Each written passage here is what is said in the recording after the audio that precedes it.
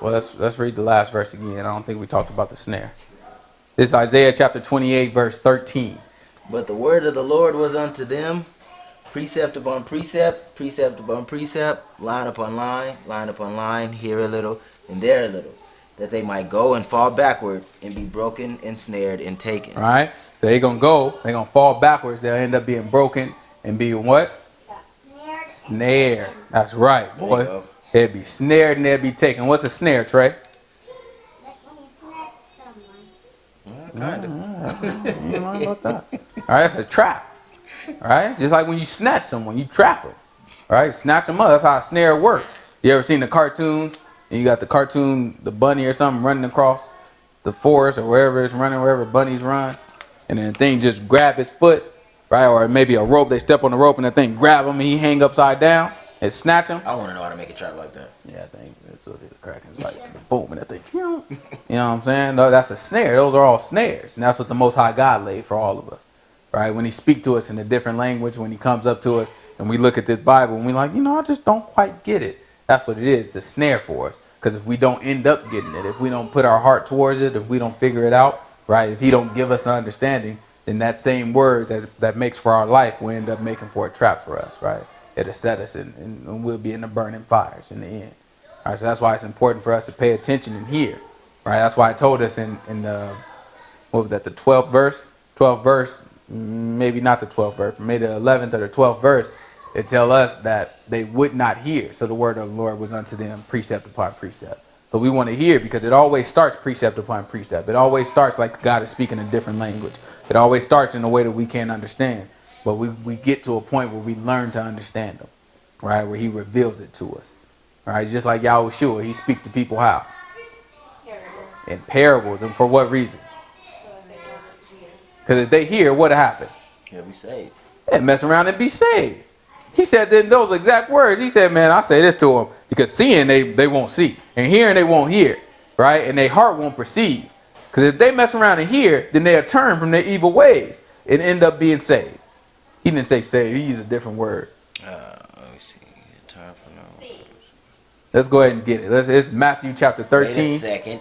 Let me see if I can get it first. All right, well, y'all turn to it while he's seeing if he can get it. Tia mess around and get it too. I ain't gonna mess with you. I ain't gonna, you know what I'm saying? You start saying good things about people. That oh man, I can't think of it now. I think he said. It's Matthew chapter 13. We're gonna start about verse 13. I think he said believe. Nah, I ain't believe. All right, well, that was my final answer. It's Matthew chapter 13, verse 13. Huh? Turn. Oh. Nah, it ain't turn either. It's not turn? That ain't what I'm looking for. Nah, it ain't. Definitely ain't understand. Keep going. Yeah, that's it. It's heal. Is that what I'm looking for? Turn and heal them, yeah. Like Isaiah said. Keep going. What up? Okay, 13 what? It's 13:13. What verse you reading that from? 15? All right, so we're going to start at 13. This is Matthew chapter 13, verse 30. This is when he's explaining why he speaks. Start at verse 10. Forget it. Let's just go ahead and start at verse 10. It's Matthew chapter 13, verse 10. And the disciples came and said unto him, why speakest thou unto them in parables? Right, so the disciples came and they wanted to know, why are you speaking to these people? And who is he speaking to? The multitudes, right? The multitudes. So he is speaking to the multitudes, and they is like, well, why are you speaking to the multitudes in parables, right? And so he's going to answer them. He answered and said unto them, because it is given unto you to know the mysteries of the kingdom of heaven, but unto them it is not given. So it's given unto who? It's given to the disciples to know the mysteries of the kingdom of heaven, but unto them, who is them? The multitudes, right? To give it to the multitudes, it's not. Right? We relate the multitudes to Christians. And why do we do that? Because they were followed. By definition, Christian means follower of Christ. And that's what the multitudes did. They followed Christ. Right? So we relate that to Christian. That's why we try to show it different. It's not enough to be a follower of Christ. Right? There's a whole lot of followers of Christ. Right? You have to be more than that. You have to be a disciple. Now, a disciple, by definition, is a follower of Christ also. Right? They have to follow Christ also. But it's something more. Right? It's not enough to just say, no, I'm a follower of Christ. Right? You have to do something more to actually get in. Right? So he said to the disciples, yeah, it's given to you. So I speak to them in parables. It's given to you. He spoke to the disciples in parables too. right? But let's see the difference between the disciples and him, or the Christians, or the multitudes. Therefore, because it is given unto you to know the mysteries of the kingdom of heaven, but unto them it is not given. For whosoever hath, to him shall be given, and he shall have more abundance. But whosoever hath not, from him shall be taken away, even that he has. Therefore speak I to them in parables, because they seeing see not, and hearing they hear not, neither do they understand. And in them is fulfilled the prophecy by Isaiah, which saith, By hearing ye shall hear, and shall not understand, and seeing ye shall see, and shall not perceive. For this people's heart is waxed gross, and their ears are dull of hearing, and their eyes they have closed, lest at any time they should see with their eyes, and hear with their ears, and should understand with their heart, and should be converted, and I should heal them. All right, so he said, I end up converting them, and then I'll heal them. Right, keep going. But blessed are your eyes, for they see, and your ears, for they hear. For verily I say unto you, that many prophets and righteous men have desired to see those things many prophets which ye and righteous see, men have desired to see those things which ye see. and have not seen them, and they haven't those seen them. things which ye hear, and have not heard them. Right, and they desired to hear the things that we hear, but they didn't get to hear them. Right? We talked about how the prophets didn't even know what they was talking about. Right? They were searching like, about what way, how is this going to play out? Right? We talked about Isaiah, how Isaiah was prophesying about a temple being rebuilt that was standing already in front of his face. Right? They didn't know what they were talking about. They just obeying the Most High God. So that's what you want me to say. All right, man, I'm going to say it. You know what I'm saying? I'm going to say it. Don't make no sense. I'm going to say it, though. Right? So a lot of times they didn't even know what they were talking about. All right? So they were desiring, just looking, okay, so I wish somebody could explain this to me. Right? And then he's telling them, the disciples, oh, well, yeah, this is what y'all get. So the prophets that we learn from, that we seek to understand, they didn't even get in a lot of cases, in a lot of ways of looking at it. They didn't even get what we got. Right? Or what we're getting. All right? Keep going. Hear ye therefore the parable of the sower. So now he goes on to explain the parable to them. Right? So that's the difference. The multitudes, he speak it, and when the multitude go away, he explains it to who? The disciples. Right? And that's what separates a multitude, a Christian, from a disciple. All right? And that's why we seek to be disciples, not just mere Christians, not just mere followers of Christ, not just somebody in the multitudes. Right? We seek to be disciples. All right? The Most High God, he said it himself. He wants them to not understand, right? He wants them to see, but not see. Because if they saw, he'd mess around and have to convert them and heal them. Right? So what does that sound like? He didn't want to. Sounds like a trap. Right? I'm speaking to you this way. Because if you mess around and actually believed it, I'll mess around and have to convert you and heal you. Sounds like a trap. Right? Not everybody is supposed to get in. They paint this picture of Jesus, you know what I'm saying, with his hands wide open. He got the picture and he got the long flowy hair. You know what I'm saying? Them blue eyes. Going his skin Super is Saiyan. his skin is Glow shining. Yeah, you know what I'm saying? Got the glow, hands out like this. You can see the little holes in them. You know what I'm saying? And so then we get this picture and it's like he loves everybody. He doesn't want anything bad to happen to anybody. But that's not the case. He loves anybody who will do the will of his Father. Anybody who has the heart either right now or will have the heart in the future to do the will of his Father. That's what we fighting for. We read about him saying there's a parable of, we ain't even going to talk about that parable. We'll get it on another week because we'll go in a whole nother direction. Let's get this parable. Let's go to Matthew chapter 20. And while we getting that, I'll tell y'all about the parable. There's a parable about the sheep, right? If a man who had a shepherd, if a man had a shepherd, or if a man was a shepherd and he had 20 sheep, right? I think it was 20 sheep. Maybe it was 100 sheep, right? And he lost one sheep, but he still got 99, right? He said he'd lead a 99 to go after that one. So that's a beautiful, we look at that, it's like, that's a beautiful parable. That's how God is, right? Just one sinner, he'd go out. That's not what it's talking about. It's talking about a sinner for sure. But it's not just talking about any old sinner. It's talking about the one sinner who has a heart to turn to God. We all sinners. We all started off, and that's why the Most High God went so far out of his way, because he knew some of us had the heart to turn from him. So he wanted to create an opportunity, create a way, create an opportunity and a way for us to actually see him in the end. Right? And that's what he did. for while we were yet sinners. The book tells us he went for that, but that's not for every single sinner. The rest of these sinners, he give them the same deal, but it's a trap for them. He put it in place. He put it in place for them. I'm gonna buy you, right? What did he do on the cross? He bought everybody. He bought us, right? We like to look at it. Oh, Jesus died for our sin. Absolutely. Do you understand the significance of that, though? That means he owns you. If somebody pays your debt, what does that mean? Yeah, buddy. They own it. If I mean, Shanice, she's paying off her car, but I come through and I say, you know what? She got a house, right? She got a lien on her house. I come through and I say, you know what? She can't pay it. I'm gonna do it. Who owned that house at that point? It happens all the time. I think in Florida, that's where they get it in Florida. They take it and buy houses right up underneath people and kick them out of it. That's what it's a trap. Now, in that same token, I can buy a house and say, you know what? Live here rent free if you want to, right? I own it. I can do whatever I want with it. That's what the Most High is doing with his son. Once he bought us, once he paid for our sins, he owns it. He can do whatever he wants with us. So he let us know. He's not some shiesty person who's just going to sneak up on us. He let us know beforehand. If you do this, this is what I'm going to do with you. If you don't do this, that's what I'm going to do with you. But he owns it. He can make that decision. Nobody was going to hell. Nobody was burning forever before he came. That was never in the plans. You never saw anything in our law, in our prophets, that talk, unless it was prophesying about him. You never saw anything talking about if you die and you're a sinner, you go to hell and burn forever. Never happened. Right? If you died, that was it. Whether you was good or a sinner. He said you die, that's it. Better promises gotta have better punishment. That's it. Right? So now he come along, he said, well, you know what? You do what I say, I give you eternal life. I give you a better promise. The Most High God got to be fair. But now you got to get a better punishment. Right?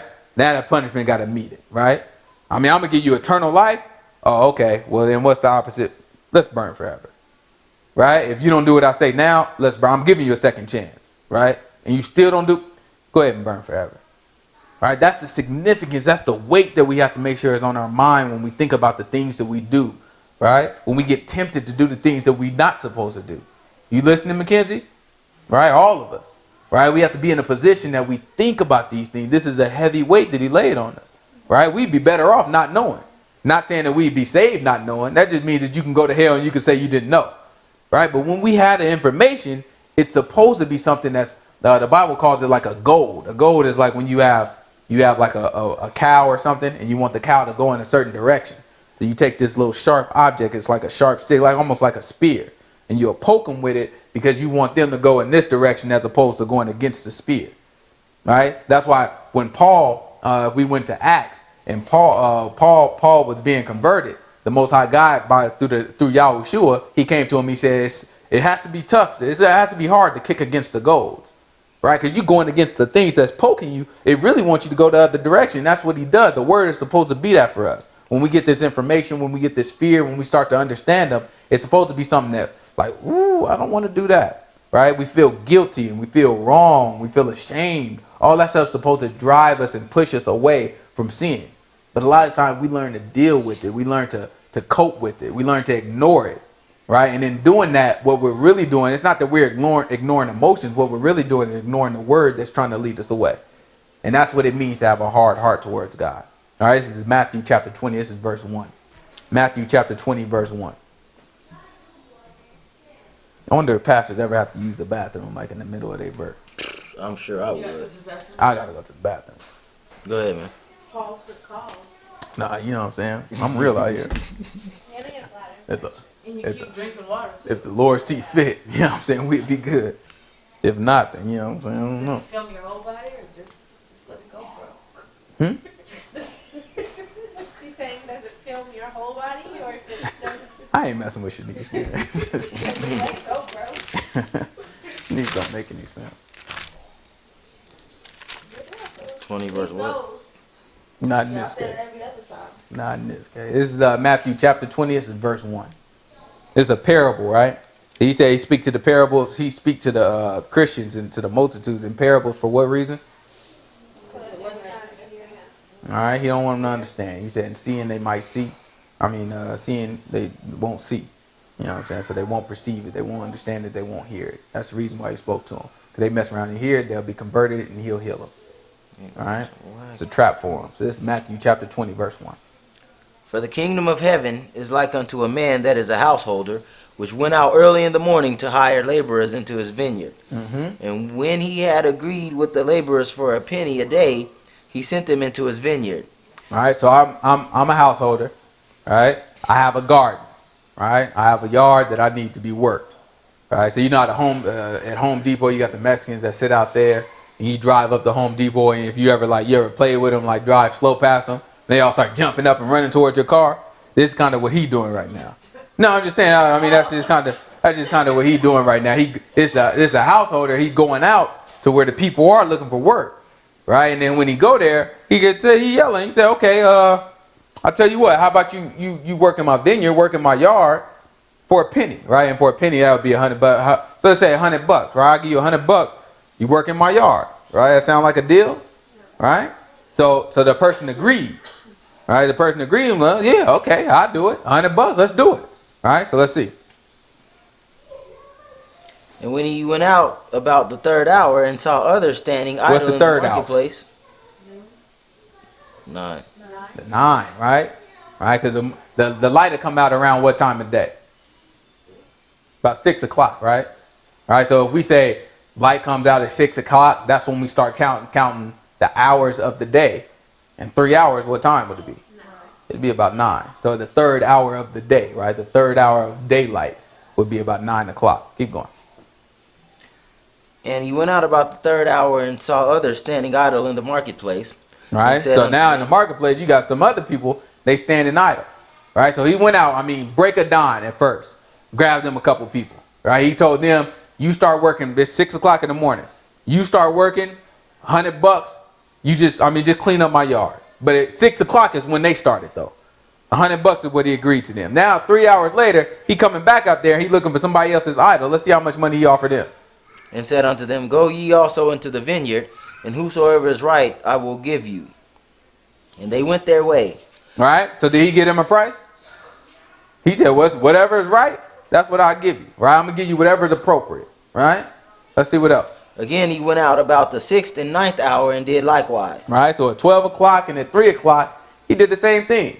All right. He told them, whatever's right, I'll give it to you. All right. So they didn't agree for any specific pay. Let's see what happened next. And about the 11th hour he went out and found others standing idle, and said unto them, Why stand ye here all the day idle? They say unto him, Because no man hath hired us. He saith unto them, Go ye also into the vineyard, and whatsoever is right, that shall ye receive. Right. So in the 11th hour, it's only one more hour of daylight. Right. It's only one more hour of daylight. He come to him. He was like, yeah, come on out. Right. So it's about 5 o'clock. All right, he said, yeah, then come on out. You know what I'm saying? Don't even worry about it. He said, come on out. Don't even worry about it, right? He told them, whatever's right, I'm going to give it to you. All right, keep going. So, who worked the longest so far? The first ones, right? They started at 6 o'clock in the morning. How much money did they agree to? A penny, right? It started at 9. The first one started at 9? Yeah. Wait. Read the first couple verses again. Let's see. When he had agreed with the laborers for a penny a day, he sent them into his vineyard. And he went out about the third hour and saw others. Okay, yeah, you're right. All right, keep going. So when even was come, the Lord of the vineyard saith unto his steward, Call the laborers and give them their hire, beginning from the last unto the first. So that means the last people, right? The last people, they only work how long? They were about an hour. About an hour, right? Because he said when even came, that means that no more sunlight. And that was the 11th hour of the day. That means they worked about an hour, right? So he said starting with the last, right, give them their pay. Let's see how much they got paid. And when they came that were hired about the 11th hour, they received every man a penny. So everybody got a penny. Who did he agree to give a penny? Only the first ones. But everybody got a penny. Who worked the longest? So if they're getting paid hourly, would this be fair? They didn't agree to hourly, did it? They just said, hey, you work in my yard, I'm going to give you what's right. And to the first one, he said, I'm going to give you a penny. All right, let's see. But when the first came, they supposed that they should have received more. And they likewise received every man a penny. All right, so remember, the first ones when did they get paid? Last. They got paid last, right? So the first ended up getting paid last, right? But then the last people he called, they ended up getting paid first. So the first ones who did the most work, who was working the longest, they had to watch every single person get paid what they agreed to pay, with the knowledge that none of these people been here as long as they have. That has to be nerve-wracking. You sitting here like, oh, I know I'm about to get 2 pennies. I just know. Give me a penny and a half, a penny and a quarter. Do something for me. I know I'm about to get more than just a penny though. Because I've been here all day and the person that only been there for an hour just got a penny. Right? So I must be getting paid a penny an hour. That's what happened. That's what I'm about to get paid. Whew, I can't wait to get to the front of this line. Right? And they get there and they get the same mitt that everybody else get. All right, let's see how they look. And when they had received it, they murmured against the good man of the house.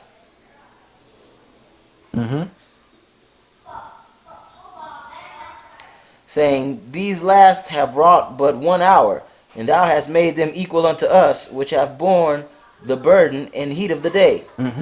But he answered one of them and said, Friend, I do thee no wrong. Didst not thou agree with me for a penny? All right, so he said, I didn't do you anything wrong.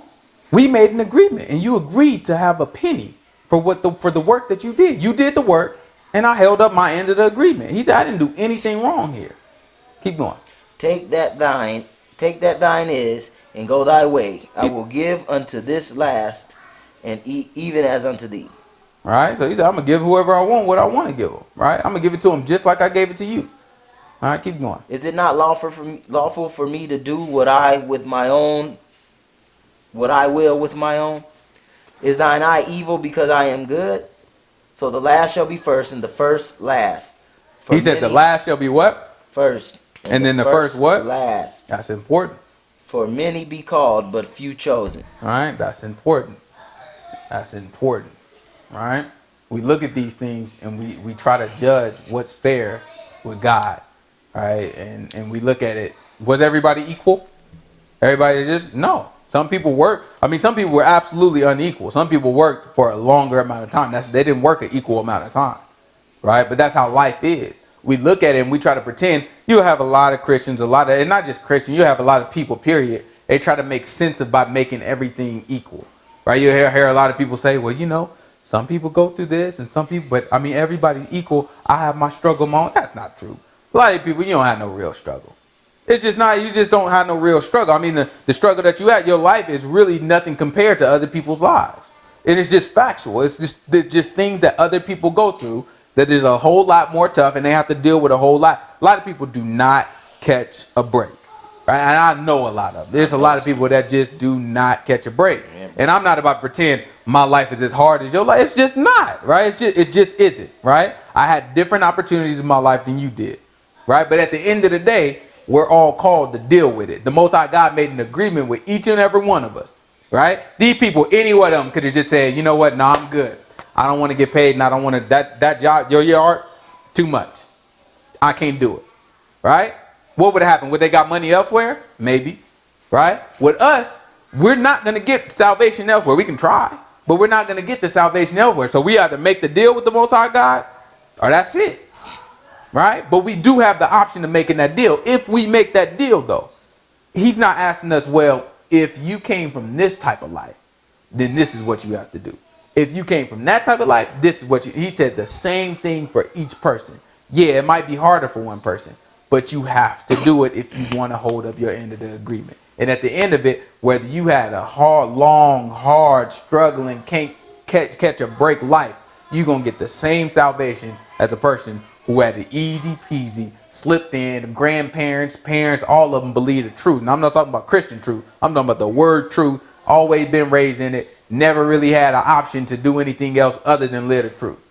You're going to get it the same way they get it, right? We might get different rewards after we get there, but in terms of salvation, we're going to get the same eternal life that everybody else get that makes it to eternal life, right? That's why we have to train ourselves to get our eyes out of thinking fair from our perspective and look at fair from God's perspective. I made an agreement with you. That's fair, right? I try to tell people that at work all the time, right? You work here, right? You work here. You signed up to work here. You said, I want to do this job, right? Nobody forced you to do it. nobody tricked you, assuming nobody tricked you, right? If we told you, when I hired you, if I sat down the interview and I say, hey, you might have to do this, and we might need you to work overtime, and we might need you to do this, and sometimes you might be stuck on this job that a lot of people just don't like. Some days you might just be answering the phones. Some days you might just be doing the daily tasks of just clicking and clicking and clicking, and it might be that for 8 hours, and that's tough. But that might happen. Once you sign up for that job, as long as you're working there, that's what you agreed to do, right? And that's the same way the Most High God look at it. It doesn't matter if you do that job and somebody else is doing something that you would prefer to do. Yeah, it's different. Their job, yes, it's easier, right? But that's the position that they were offered. That's the position that they are in, right? We talked today about we were talking about how everybody needs to be responsible for their own clock in, clock out. You're responsible for it.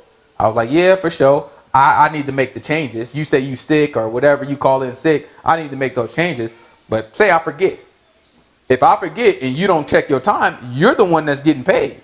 If you don't say, oh, well, you know what? My time ain't right. I need to get paid. Let me know you need to fix that. Then sure, I forgot. But you're the one that need to get paid. And if you forget, then you get an exception, right? You get a mark for that. I was like, so it seemed like it's not fair. If I forget, nothing happened to me. If you forget, you either don't get paid and you get an exception. I was like, seemed like it's not fair. But this is the position that I'm in. Right? I got to be responsible for 20 people. Right? You only have to be responsible for you, and it's your money. Right? So it's not about being fair. It's just reality. This is how it happens. And that's how the Most High God deals with us.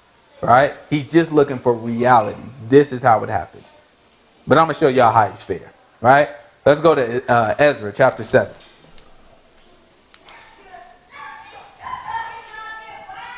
Right? So we talked about Ezra. Who remember where we left off?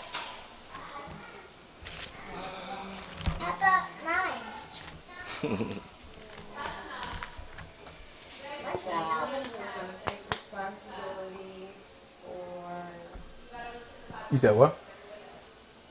The king was saying like he was gonna pay for. Yeah, he's gonna pay for it. He said because he said the temple is gonna come out of the king's expenses. Right, when they build the temple, absolutely. So we talked about that. What else we talked about concerning Ezra? What did they do after they got the temple built? Get out of that seat. That's Tasha's seat. That's my wife, boy.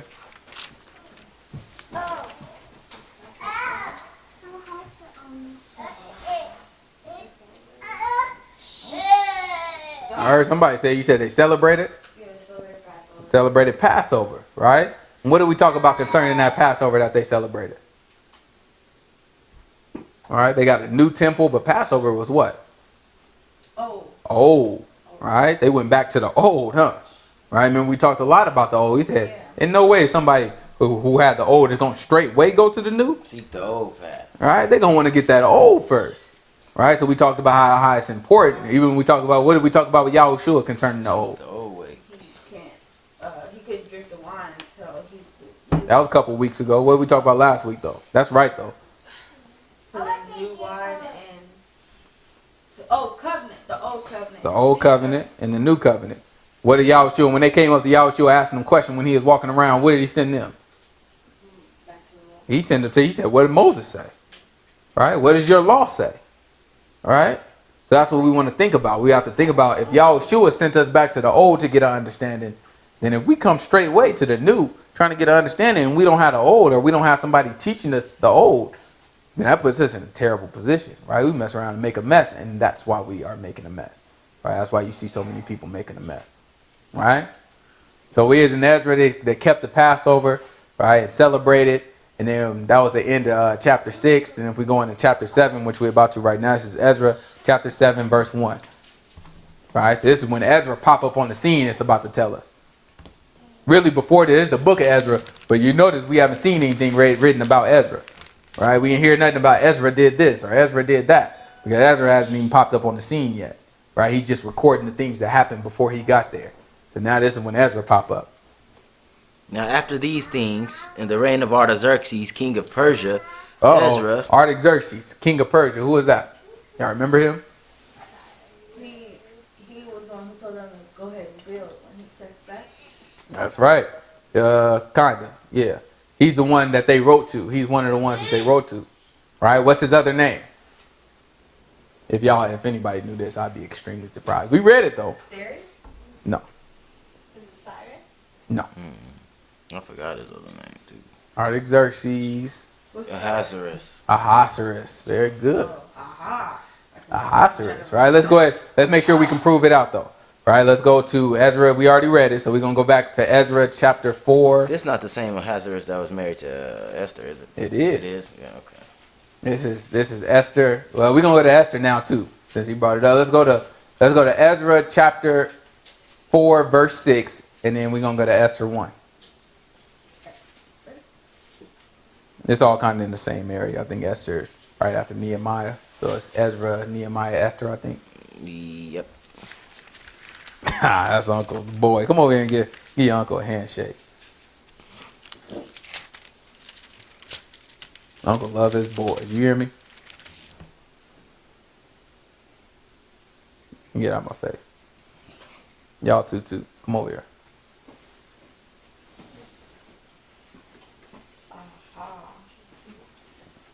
Okay. Jay, sit down. He's not calling you.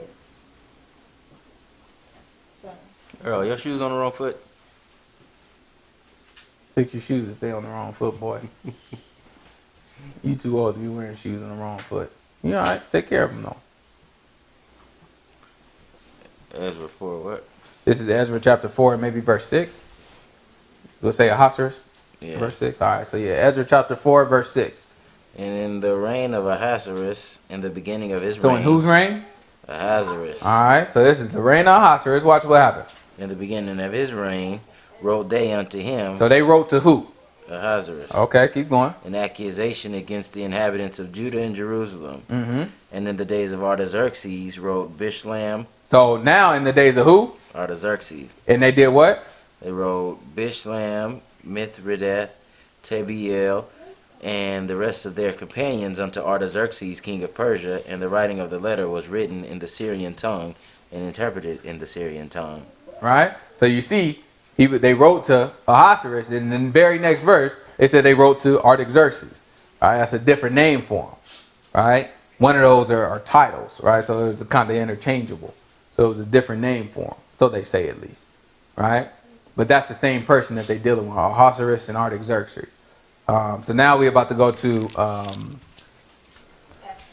Esther chapter 1, verse 1. He said he is the king of what? Persia. Now it came to pass in the days of Ahasuerus, All right, so same person. this is Ahasuerus, which reigned from India even unto Ethiopia over 107 and 20 provinces. And watch where he stayed. In those days, when the king of Ahasuerus sat on the throne of his kingdom, Where is it at? which was in Shushan the palace. And guess where Shushan is? Persia. Right? All right, so it's in Persia. It's the king of Persia. Keep going. Let's now that we're here, let's go ahead and read a little bit of Esther. In the 3rd year of his reign, he made a feast unto all his princes and his servants, the power of Persia and Media, and the nobles and the princes of the provinces being before him. When he showed the riches of his glorious kingdom and the honor of his excellent majesty many days, even 180 days. And when these days were expired, the king made a feast unto all the people that were present in Shushan the palace. Right? So all the people that were present in Shushan the palace, he made a feast and invited them. Right? Watch this. Both unto great and small, 7 days in the court of the garden of the king's palace, where were white, green, and blue hangings fastened with cords of fine linen and purple of silver rings, and pillars of marble. The beds were of gold and silver upon a pavement of red and blue and white and black marble. And they gave them drink in vessels of gold, the vessels being diverse one from another, and royal wine in abundance according to the state of the king. And the drinking was according to the law, none did compel, for so the king had appointed to all the officers of his house that they should do according to every man's pleasure. Right? So he said, then according to the law, they didn't make anybody drink. This the Persian media law. Right? He said they didn't make nobody drink. You know what I'm saying? None did compel. He said, everybody drink according to their pleasure. You want to drink, you drink. You drink as much as you want to drink, right? Keep going. Also, Vashti, the queen, Who is Vashti? the queen She is the queen, right? So Vashti, the queen, made a feast for the women in the royal house, which belonged to King Ahasuerus. On the seventh day, when the heart of the king was merry with wine, he commanded Mehuman, Biztha, Horbona, Bigtha, and Abagtha, Zethar, and Carcass, the 7 chamberlains that served in the presence of Ahasuerus the king, to bring Vashti the queen before the king with the crown royal, to show the people and the princes her beauty. all right? So he wanted to show his woman off, right? For she was fair to look on. Yeah, he wanted to show her off. He said, come on out here, right? So she was having a feast for the women. He was having a feast for just anybody who wanted to come, right? But when he is, you know, he is off that wine, you know, he got a little much here. He's like, you know what I'm saying? Y'all should see my woman. Matter of fact, 7 Chancellor, go ahead and call her. Send her on in here, right? So I can show. Let me show y'all how good she looks. So he's trying to show off his woman. Let's see what his woman did. But the queen Vashti refused to come at the king's commandment by his chamberlains. All right, so she refused. She said, I ain't got no time for this. I'm having a party with the women. She said she didn't want to. All right, so she refused. Therefore was the king very wroth, and his anger burned in him. Right? Wroth means what? Furious, mad, upset, angry. Right? Wroth, think of wrath as wrath, like wrath. Right? So he was very wroth. All right, keep going. Then the king said to the wise men which knew the times, for so was the king's manner towards all that knew law and judgment. And the next unto him was Karshena, Shethar, Admatha, Tarshish, Meres, Marcina, and Memucan. So why do you think he's consulting with these men, the wise men, after his wife didn't listen? Why he consult with these people after his wife disobeyed him and he's the king? Go sit down. Huh? There's rank highest, but why would he need to consult some people about what his wife did? Was it like laws or something? Yeah, right. They knew the laws, so he's trying to say, okay, so what needs to be done about this? Right? What needs to be done about this? Because his wife, how does that look? I mean, you the king, right? You in the middle of a party. You sit here and be like, no, bring my wife in it. And then the messenger come back. Oh, she said she's not coming. Right? And so then you looking like, emergency meeting, right? Real quick, what we gonna do about this, right? Because everybody see it now. So how you think the rest of the women look? I mean, you just got a bunch of women, they all married. How you think they gonna look with they? I mean, the queen did it. How you think they gonna look? Like, if the queen didn't listen to her husband, I ain't gonna listen to mine, right? And that's how we got to where we are now, right? That's how we get to where we are now. You have since Hillary Clinton did it, not a big deal, right? Same thing with men, right? We look at these people that we honor and we look up to, and we start to try to emulate. Well, since they did it, and people didn't look at them like they was crazy, maybe I can do it too. Maybe it's not a big deal, right? But the Most High God, even though they wasn't operating under the Most High God's law, this actual law is in line, right? The woman should submit to the husband. It's something that God set before, right? And we could look at it just like we were talking about. The penny, where you work in the yard for a penny, right? This is what I agreed. The rest of y'all, you get what's right, and this person worked for this long, and this person worked for that long, and it seems like it's unfair. We could take that same mindset, right? It seems like it's unfair, right? The woman has to do this and this, that, and other. But this is what the Most High God set up, right? At the end of the day, we all get to the same place if we obey what He said, right? And that's what we have to keep in mind, right? Go to Ephesians chapter 5. No, we don't need to hold it. Yeah, let's hold it, because we might as well, since we started, we might as well end up back there. So let's hold Esther 1. We're going to go to Ephesians chapter 5.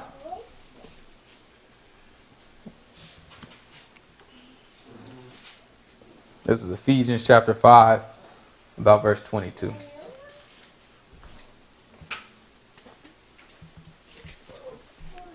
I lean in with my wife.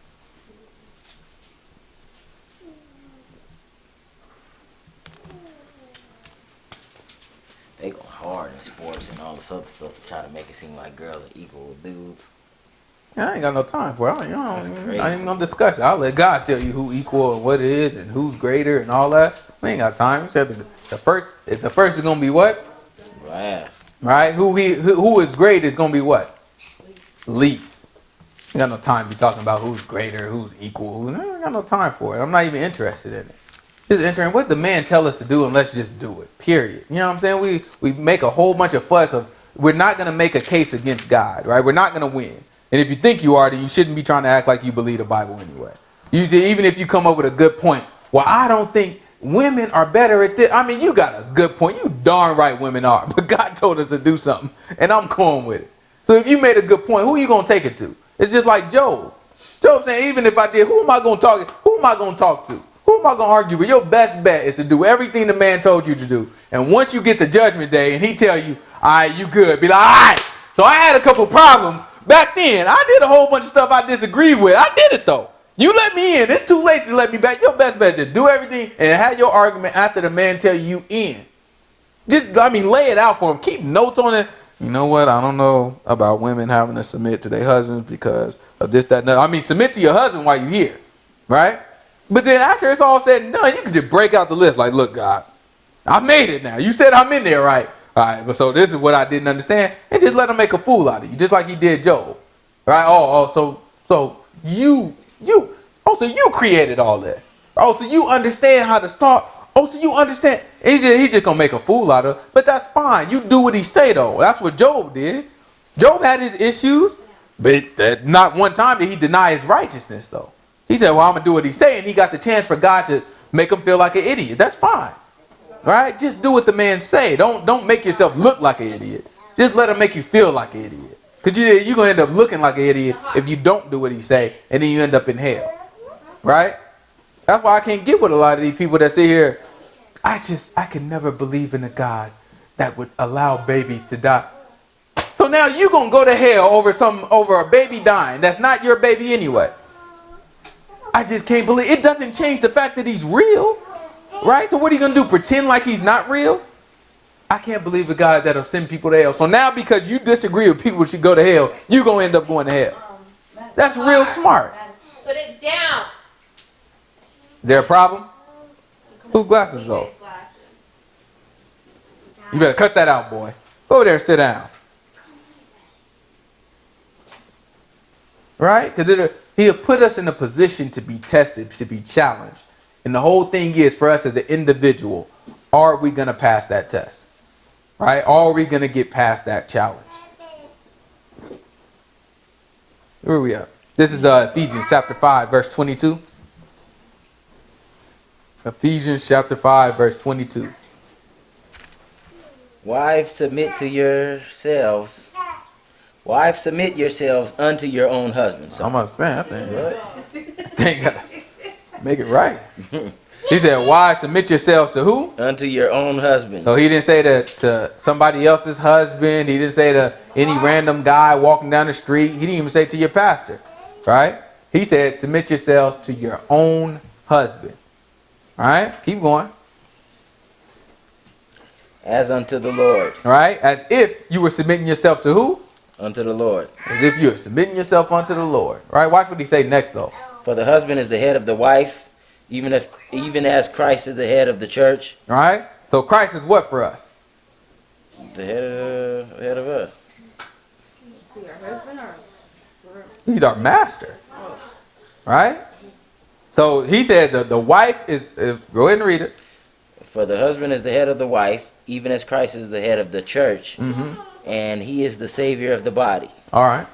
Therefore, as the church is subject unto Christ, so let the wives be to their own husbands in everything. All right. So as the congregation is subject to the Most High God through his son, he said, in that same way, let the wives be subject to their husbands. Right? This is what the Most High, this is how he decided to set this up. Right? We can look at this and we can be like, no, I don't think that's right. Women should have a voice. This book is setting women back over 100 years. They just got equal rights in America. All that's fine and it's dandy. But if it don't agree with this book, what do you really have? What do you really have? Right? Keep going. Therefore, husbands, love your wives, even as Christ also loved the church. Oh, and this is gave where it gets himself tough for then. it. All right, this is where it gets tough for the husbands, right? I'm talking to us now. That's 3 in this room, right? It put us in the position. He said, love our wives, right? He said, love our wives in the similitude, in the same way that the Most High God, through His Son, loved the congregation, loved the people. But she get on my nerves. Right? Hope you listening, honey. Right? It puts us in that position where we have to do that. And watch what Christ did for the congregation. Husbands, love your wives, even as Christ also loved the church and gave himself for it. He gave himself for it. That- All right, that's a huge thing. But we get hung up over small things for our wives. Right? We have to be in a position where we give ourselves for our wives. Right? It's a few things that we have in life. Right? And those few things, we should be able to give them up for our wives. That's a must for us. Right? It's easy for us to sit here. First of all, none of this stuff is contingent on the other. It's not submit to your husband if he loves you like Christ loved the church. That's not what the book says. He gave a different, you submit to your husband, period. And you love your wife. These things are not contingent. It's not contingent. I love my wife if she submit to me like I'm her Lord, like I'm her master. If she don't, forget it. It doesn't work like that. No matter what, we need to, if we made that commitment, if we made that agreement, if we said, hey, I'm going to be with you for this penny, that's it. I need to love my wife. I need to put myself, y'all sit down, y'all be quiet. I need to put myself in a position that I can support my wife and I can give myself for my wife. Right? That's how it has to go. And then likewise, the wife has to put herself in a position where she can submit herself to the man. All right? That's why for the ones that's not married, we have to put ourselves in a position to know that when we get with somebody, we're going to be able to do that. Right? Because if we're not, then it's going to make it hard for us in the future. Right? It's going to put us in a position where we struggle when we fight against a person that we don't necessarily trust. And when I'm talking about trust, I'm not just talking about cheating and all that stuff. I'm talking about trust you to pay the bills, right? I have to trust you to take care of the kids. How's a wife supposed to submit? I'm a wife, right? I'm a wife. I go to work. I do all these things. Husband at home with the children, right? But I don't think he's going to change the diaper. I don't think he's going to take the children to school on time. I mean, all these things never get done. How do you think the wife is going to be? She going to be nagging. No, you need to, did you do that? But did you check? But what about their homework? Because she doesn't trust it. So it's hard for him to be, you know what, let me do what I do. It's tough for her. These are my kids. Right? So that means that all of us, that in that situation, it's the man's job to prove then. I need to make sure I be a man and I show her you can trust me with these kids. Right? Well, the only thing we always think about is just sleeping around and cheating and all that stuff. It's a lot. It's way bigger than all that stuff. That's important too. But it's way bigger than it's everything. When you're a man, it's everything. You have to be able to have your wife trust in everything. You have to be able to show a record. Right? I have a record. You can look back. I've always taken care of these things. Right? It's always been entrusted to me. I've always taken care of it. That way, when your wife look at it, she has no choice but to submit. If she kick against that and you've shown the record, that's all on her. But you show her, I love you and I love the things that you love and I do the things that you love. I'm making sure that I'm in position to protect you, to keep you and make you feel secure. That's what we're here for. You're doing a whole lot of I'm not doing You need some water? Better relax back there, right? Because that's what we're here for, though, right? That's the position that we have to be. A lot of us, we learning on the job, right? We learning on the job. Man, we didn't have nobody to teach us the book. We didn't have no man in our life that believed the book. Sometimes I sit at night in tears over this, right? So you just look at this. You don't have anybody. I have to learn. I have to look at my wife and learn to love her, because my idea of love has always been messed up and it's irritating. And I look at her, I'm just, okay, you know what? This is what I have to do. I have to put myself aside, and we have to do the things that our wives appreciate, right? Even if they don't know they appreciate it yet, right? We have to do these things because it's important for them. They have to deal with a lot, right? They have to deal with a lot, and it's things that we not getting paid that penny. We come in at that last hour. A lot of us men, we come in at that last hour. Boy, get away. But we come in, a lot of us, at that last hour, right, and do some work. It's stuff that these women have been thinking about and dreaming about and dealing with and hardship and preparing for their entire lives, right? And we come in just changing it all up. To do that, it's not wrong for us to do it, but to do that, they have to be able to trust us. They have to be able, you know what, this man always got a plan, and I know wherever he take it, it's going to end up good, right? And even if it don't end up good, we're going to figure out a way to make it work, right? That has to be the position that we in, all right? So when he say love the wife, that's what he's talking about for us, talking to us three, right? When he say submit to your husband, that's when he's talking to y'all, right? He wants y'all to fall in line. He wants y'all to be able to look your man in the eye and just be like, you know what? You responsible for this. Let's do it. Right? As on to the Lord, though, right? So we're not talking about him telling you to sin or telling you to do no craziness, right? But we're talking about him telling you to do something that's well within the bounds of him to tell you to do. And that don't mean try to look through the Bible and find a loophole where you can disagree with your husband every time you get a chance, right? You just sit there. If he's not telling you directly to sin, then do it. That's what he's telling you to do.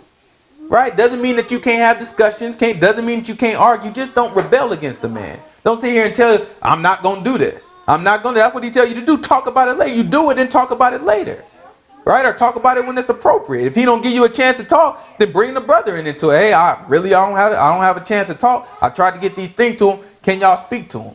Right? Or can we all get together so we can all speak? But things have to be done in order. If they're not done in order, it's going to create mistrust between us and our wives. And it's going to create a problem between all of us together.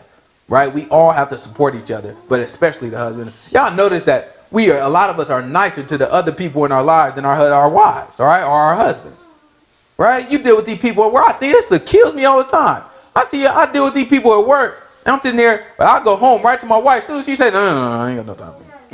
I sit here and listen to these people at work. I don't care nothing about what they talking to, but I sit here looking right in the eye. Oh, yeah. Oh, what? Well, Billy, that's just too bad. Oh, well, Billy, I tell you what.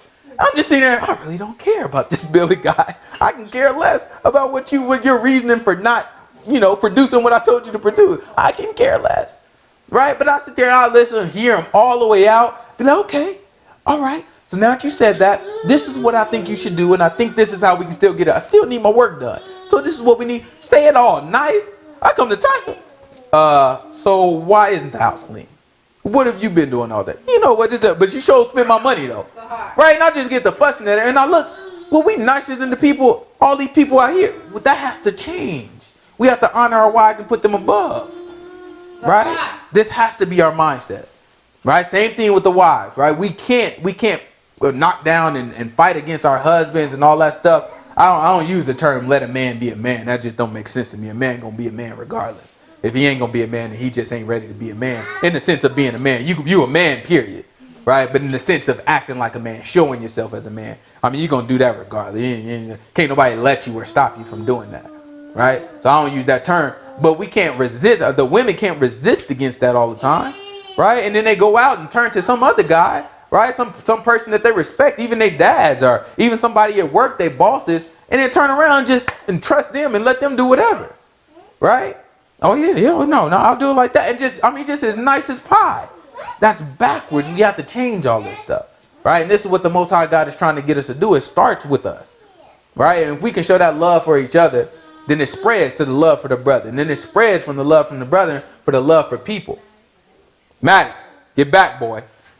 Oh, boy. Get over there and sit down before I whoop you.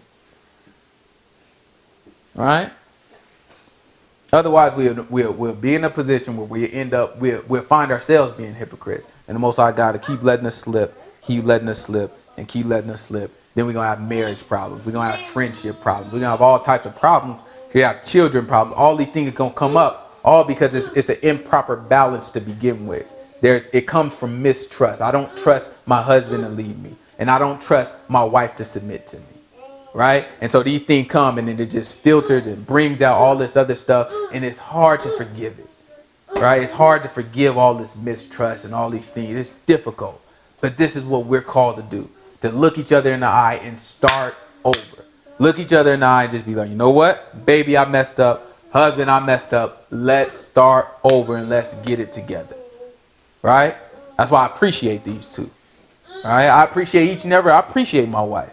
Right, we all done messed up. We all done did things. It's high time for us to make sure we put ourselves in a position to start over, forgive one another, and do it the right way.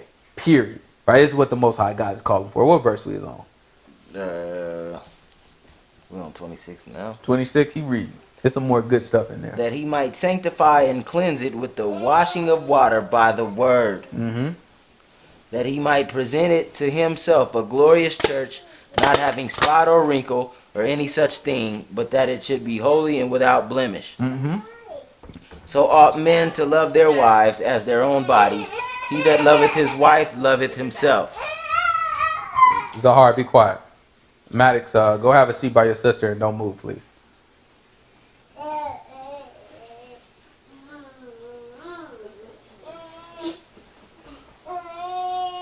Zahar, be quiet. For no man ever yet hated his own flesh, He said, no man yet ever hated his own flesh. but nourisheth and cherisheth it, even as the Lord the church. Mm-hmm. For we are members of his body, of his flesh, and of his bones. Mm-hmm. For this cause shall a man leave his father and mother, and shall be joined unto his wife, Where did we learn that at? and they two shall be one flesh. Where did we learn that at? Genesis. Genesis what? Since y'all smart. 4. Okay, you see her easing back there? 4. She said Genesis 4. What you got? 5. You said 5? Genesis 5, Genesis 4. What you got? I'm going with my wife. Love my wife. What you got, baby? Genesis 5, Genesis 4. It's two. It's 2? You got Genesis 2. What you got, baby? I got Genesis 2, 5, verse 5. You gotta get specific, huh? Let's go ahead and show her where she wrong. Just Genesis chapter 2, verse 5. Where is that? Let's just see what Genesis 2, chapter 5 says. I mean, verse 5 About says. husband submitting to wife or something like that, right? Oh my gosh. you missed the whole verse. I heard what I wanted to hear. Okay, 2 verse 5 says, every plant of the field before it was in the earth, and every herb of the field before it grew, for the Lord God had not caused it to rain upon the earth, and there was not a man to till the ground. Uh-oh. So let's jump on down to verse 20 then. And Adam gave names to all cattle, and to the fowl of the air, and to every beast of the field. But for Adam there was not found a help meet for him. All right, so yeah, animals, right? But you didn't find nothing for Adam, right? Let's see what else happened. And the Lord God caused a deep sleep to fall upon Adam, and he slept. And he took one of his ribs and closed up the flesh instead thereof. Mm-hmm. And the rib which the Lord God hath taken from man, made he a woman, and brought her unto the man. Mm-hmm. And Adam said, this is now bone of my bones and flesh of my flesh. She shall be called woman, because she was taken out of man. Therefore shall a man leave his father and his mother, and shall cleave unto his wife, and they shall be one flesh. Right? So that's where he was quoting from when we were reading Ephesians. He had quoted from Genesis. All right? He said the two shall become one flesh. All right? And that's what happened.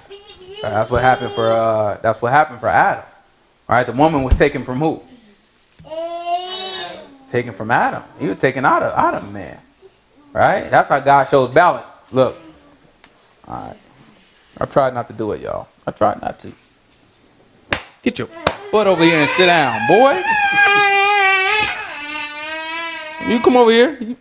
Oh, boy, you know you're about to get in. You need to cut that out. Have a seat. Have a seat. That fire alarm, bro. You lied at that. Hello?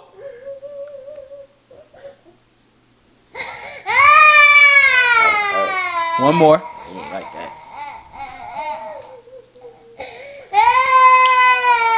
All right, that's enough. Now be quiet.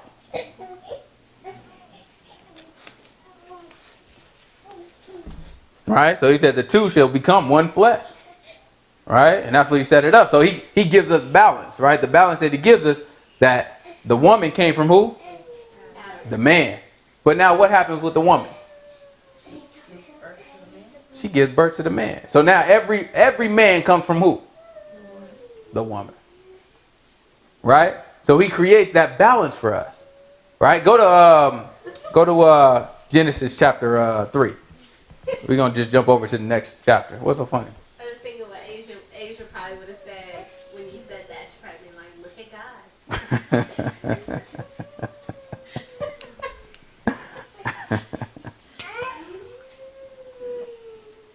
You say go where? This is Genesis chapter 3, verse 1. Excuse me. What happened? Nobody peed on themselves or nothing, right? I can't believe you hit me. I ain't happy about that.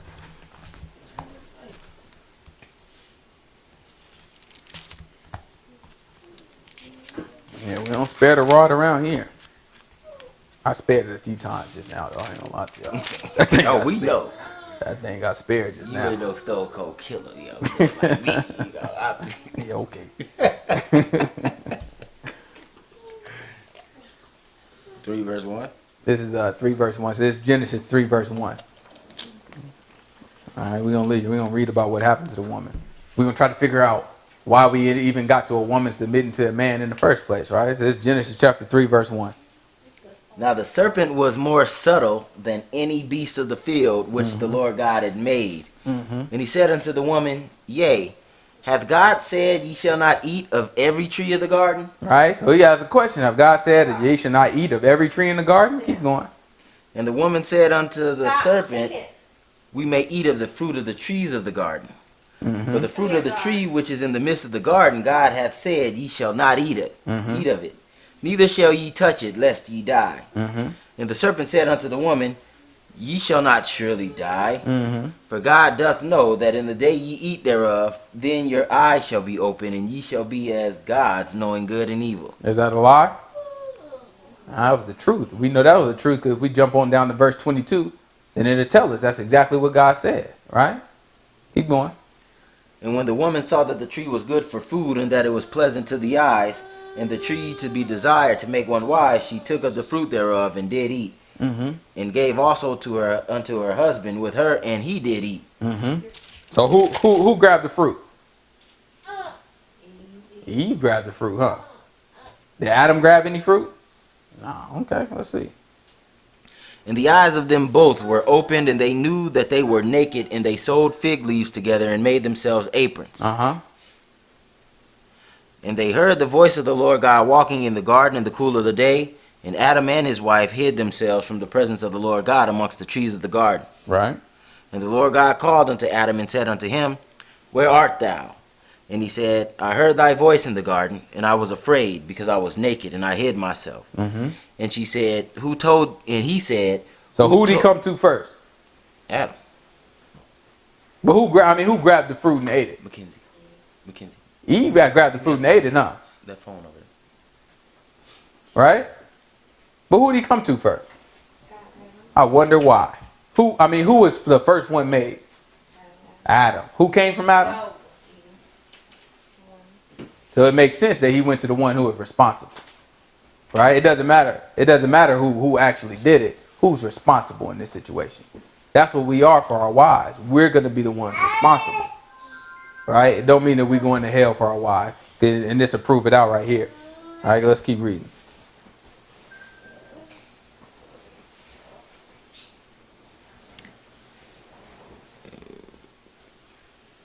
Man, where did I leave on? Should be about verse 7 or 8. No, No? I'm on 11. And he 11. And he said, This is Genesis chapter 3, verse 11. And he said, Who told thee that thou wast naked? Hast thou eaten of the tree whereof I commanded thee that thou shouldest not eat? Mm-hmm. And the man said, The woman whom thou gavest to be with me, she gave me of the tree, and I did eat. All right, so he pointed out the woman. And now let's see who God talked to. And the Lord God said unto the woman, What is this that thou hast done? And the woman said, The serpent beguiled me, and I did eat. So she pointed out the serpent. Now look who God talked to. And the Lord God said unto the serpent, Because thou hast done this, thou art cursed above all cattle, and above every beast of the field. Upon thy belly thou shalt go, and dust shalt thou eat all the days of thy life. Mm-hmm. Now let's see what happens next. And I will put enmity between thee and the woman, and between thy seed and her seed, and it shall bruise thy head, and thou shalt bruise his heel. Mm-hmm. Unto the woman he said, I will greatly multiply thy sorrow and thy conception. In sorrow thou shalt bring forth children. Right? So now he told her that it's gonna be a sorrowful thing, it's gonna be a painful thing when you have a baby. He said, I'm gonna greatly multiply it, right? Then what? And thy desire shall be to thy husband, and he shall rule over thee. So now it makes sense. He said your desire is gonna be to your husband, and he is going to rule over thee. He set it up at that point. Right? So when we kick against these things, this is what we kick it against. We kicking it against what God set up at the very beginning for his reasons. Right? Keep going.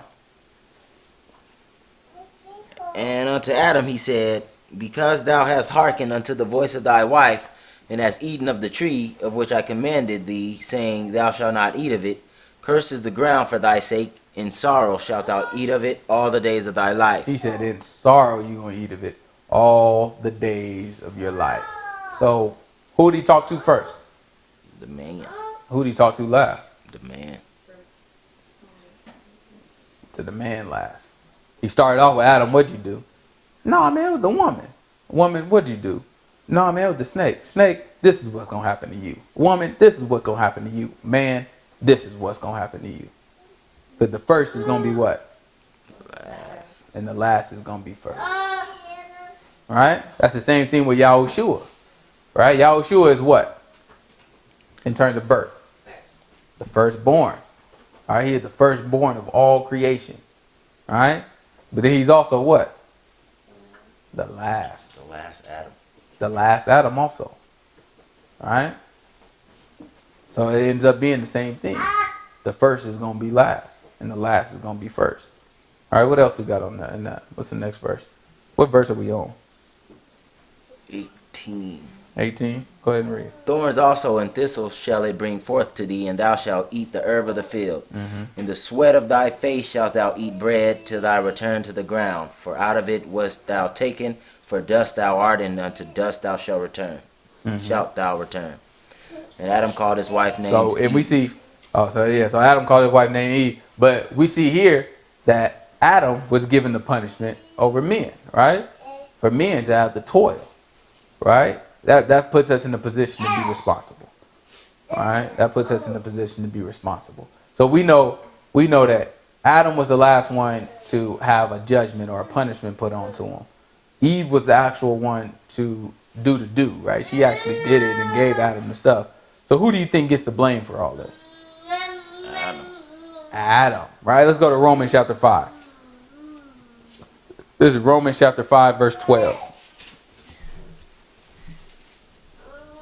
We might try to get back to Genesis too, but we'll see. We definitely going to try to touch in Esther a little, at least a little bit.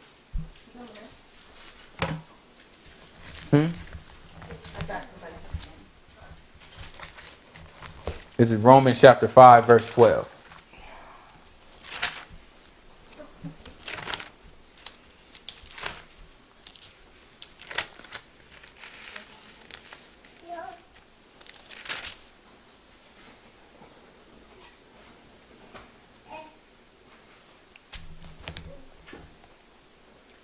Wherefore, as by one man sin entered into the world. So by one what? One man sin.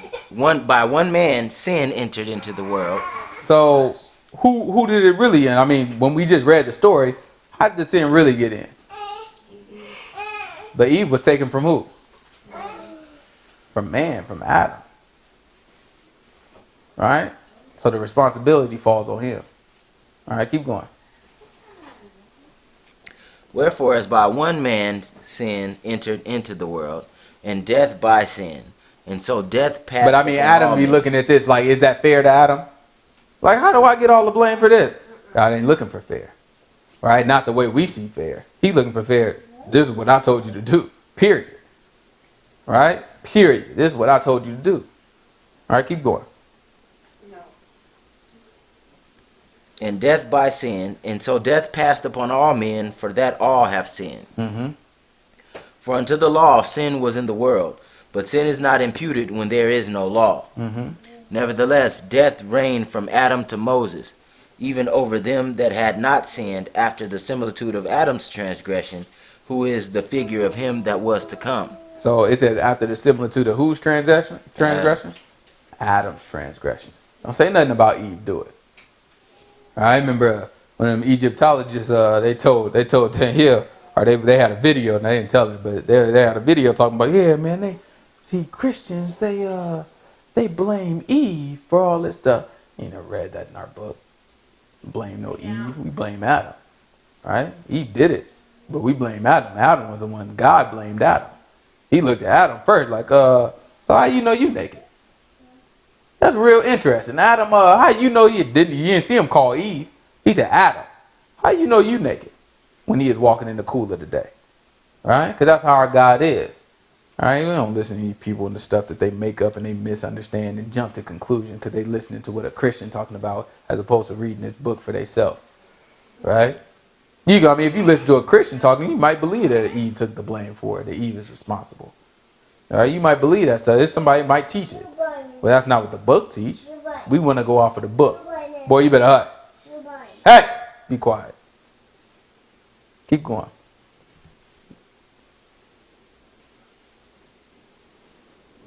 But not as the offense, so also is the free gift. Mm-hmm. For if through the offense of one man, matter of fact, go to 1 man. Timothy chapter 2, verse 12. Matter of fact, let's start a little higher. 1 Timothy chapter 2, about verse 5.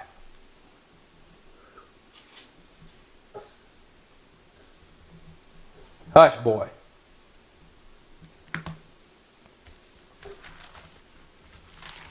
Stop being a baby. Straighten up your face. Smile.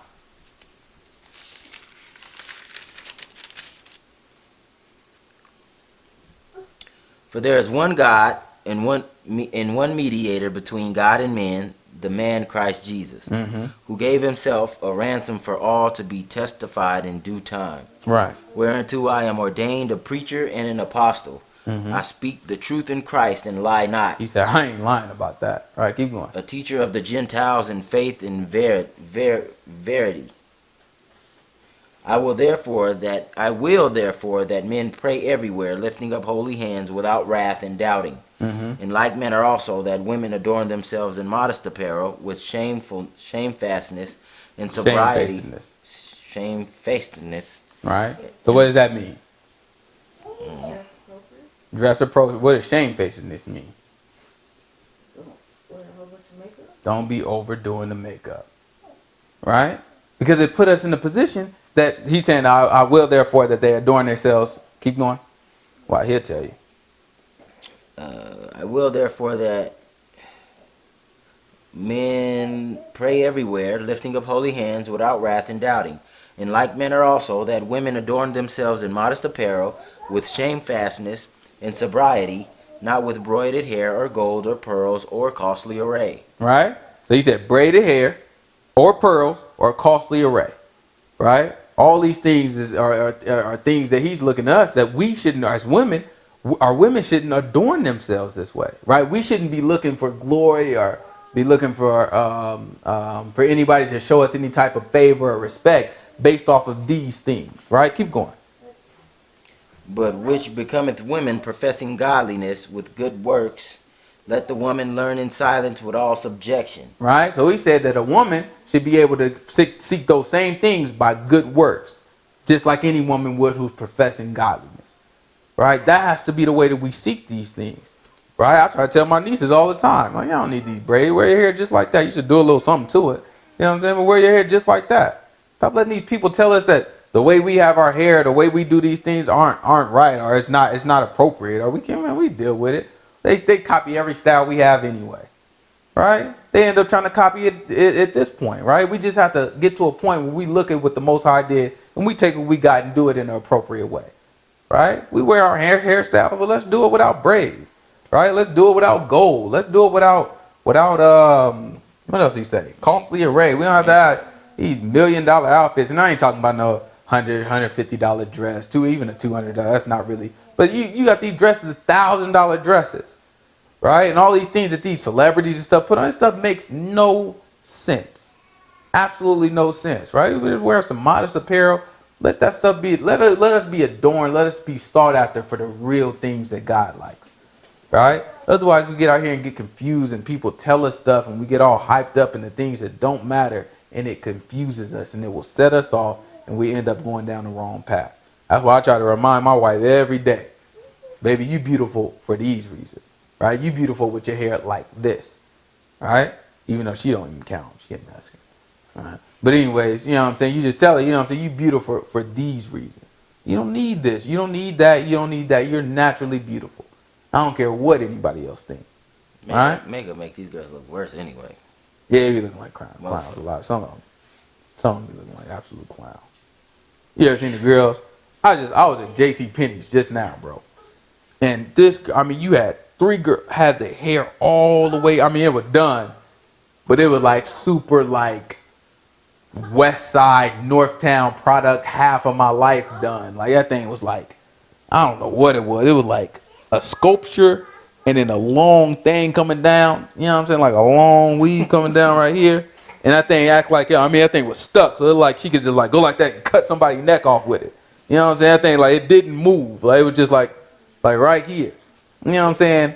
And then she had on fake eyelash, what's it called? Eyelashes, yeah. She had on the fake eyelashes. And I'm like, and a whole bunch of makeup. And I'm like, you don't know how ridiculous you look. Like, not just saying, like, I don't like makeup, so you look ridiculous. I mean, like, anybody would look at her and be like, you do not look good at all. You know what I'm saying? Like, anybody. Now, even a person who enjoys makeup and enjoys a woman who does herself all the way up, they would look at her. It was like you went through all that just to look ridiculous. It was, I really wanted to stop her and just be like, so what were you, like, what were you going for at this moment? You know what I'm saying? Like, without it, let me know what you look like without that. You know what I'm saying? Let me just see. Is this better? Was this an improvement? Or were you just bored and you just started going nuts? It was just crazy. And I was really pondering, like, we go through a whole lot of stuff just to look ridiculous. Why do you beautify your or some of us don't even look, it's not even that we look ridiculous, but just to look just as good as we did without it. Right? Or just to look a different type of good. You know what I'm saying? Some good that they'll respect out here as opposed to what the Most High God would respect. All right, so it's just those type. Even, let's go, but this is a good cue to go back to Esther. Let's go back to Esther. Esther chapter 2. We're going to hold Timothy. There's some more good stuff in Timothy. So we're going to go to Esther chapter 2. We didn't quite finish chapter 1, but we probably going to have to spend some time on Esther. So we're going to put a hold on Ezra. We're going to go back to Ezra next week or maybe a week after next. We're probably going to spend some time at Esther now since we're here. So we are at Ezra chapter 7. This is right when Ezra is about to hop on the scene. So we'll take a detour. We'll go through Esther through the next couple weeks, and then we'll jump back into Ezra and then learn more about after the temple got set up and how we tried to reset up the land and all that good stuff. But right now we're about to go to Esther. You better relax, boy. It's Esther chapter 2, about verse 12. Give me another water.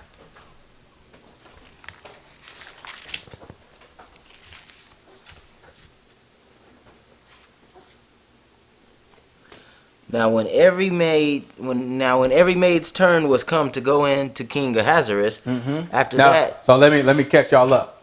So after King Ahasuerus met with his wise men, they decided that he put Vashti out, right? He get rid of her, right? To show all the rest of the women that this ain't cool, right? You can't just be going against your husband like this, making them look crazy in front of all these people. So he said, you know what? It'll be appropriate. All these other women gonna try to do the same thing she did. Get rid of her and find yourself a new wife. So they did. Then they had something like a beauty pageant, kind of, right? And for a whole year, right? They prepared these women that were chosen. That he was gonna choose one of these women, right? So at this point, each woman gets a turn after a whole year. Gets a turn to actually meet with him and sit down with him, right? With King Ahasuerus. And so now this is about to be Esther's turn, right? So this is what verse 12 is talking about.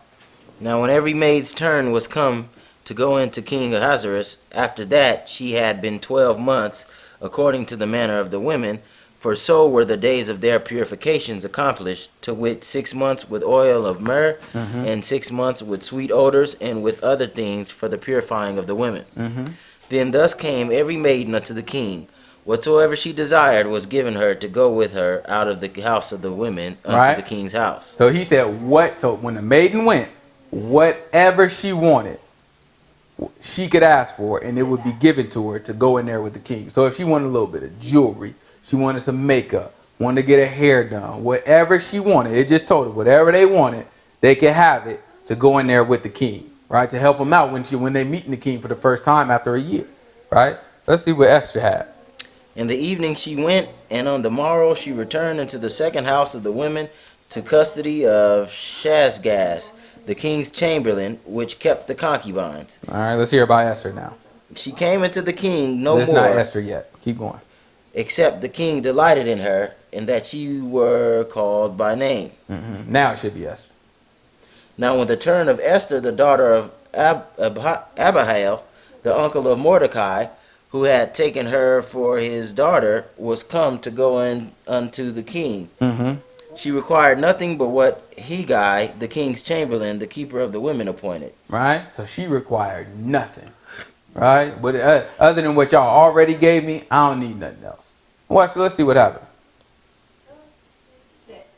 And Esther obtained favor in the sight of all them that looked upon her. Right? How you think she obtained the favor? Because she upheld the things that the Most High God set for her. She said, I don't need nothing that these people give me. I don't need none of that stuff. He said, y'all already gave it to me, we good. The perfume and all that stuff, there ain't nothing wrong with perfume. Perfume it up. Right? There ain't nothing wrong. That's what they say. They had her in frankincense. Right? And they purified them for 12 months. Right? There ain't nothing wrong with that. She said, you gave that to me, no problem. All right? She said, I don't need nothing else. We good. All right, keep going. And Esther obtained favor in the sight of all them that looked upon her. So Esther was taken unto King Ahasuerus into his house royal in the 10th month, which is the month Tebeth, in the 7th year of his reign. And the king loved Esther above all the women, and she obtained grace and favor in his sight more than all the virgins. And that's the same way that the Most High God love us. Right? The Most High God will give you grace and favor in his sight. Right? When you do the things that pleases him. Right? The things that he looks for, the things that he looks upon, the things that he likes, that he thinks are beautiful. Right? If we live in those ways, then he can look upon you and have grace and favor on you. Right? We're looking for men and people and our friends to have grace and favor on us when they can't do anything for us. Right? That's why in every way that we think and look, it has to come back to what does the book teach us? How does the book lead us? Right? It's challenging for us. We have to change the way we think, change the way we look at things in ourselves. But at the end of the day, this is what he's asking us for. Right? This is what the book is saying. Right? And it's important that we're able to do this. All right? Go to where are we at? Esther. No, where are we at before that? 1 Timothy. Chapter, I think we left off at what? Chapter 2, verse 8, verse 9? Verse 12. Verse 12? All right, this is 1 Timothy chapter 8. I'm sorry, 1 Timothy chapter 2, verse 12. That seems deep.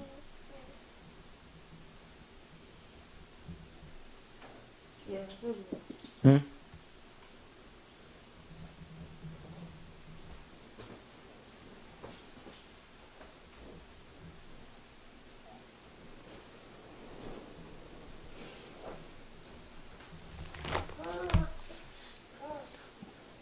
But I suffer not a woman to teach nor usurp authority over the man, but to be in silence. For Adam was first formed, then Eve. Right, so who was first formed? We saw that. We read that. Then Eve. And Adam was not deceived, but the woman being deceived was in the transgression. All right. So now he's giving us the reasons why a man should have the authority. He's not blaming Eve, right? We saw anytime that the Most High God was talking about how sin came into the world, it's through Adam, right? But right now he's giving the reasons why the woman does not have authority. And that's the same reason that the Most High God gave us. He said, oh, because you did that, now your desire is going to be your husband for him to rule over you. Right? Keep going. Notwithstanding, she shall be saved in childbearing if they continue in faith and charity and holiness with sobriety. Right? So he said she shall be saved in childbearing. Does that make sense? Why would that make sense? Trash. Did he stop there? Nope. No, he says that she shall be saved with childbearing if. What else? They She continue continue. in faith and charity and holiness with sobriety. Right? So you still got to continue in the faith. Right? But in childbearing, it will save her. Why? She has to give birth to a man? And then what is that man going to do? Potentially, at least. Huh? What is the men of the world going to potentially do? Going to rule the world. Right? Preach the word. Right? Where Yahushua come from? A woman. All of us was saved by the childbirth of a woman. Every last one of us who's going to be saved at least. Right? What about Eve? Okay, my fault. Back to Genesis. So Genesis chapter 3, verse 19 to 20. Start at 19. Let's see what it says. It's Genesis chapter 3, verse 20. Or verse 19. Hush, boy.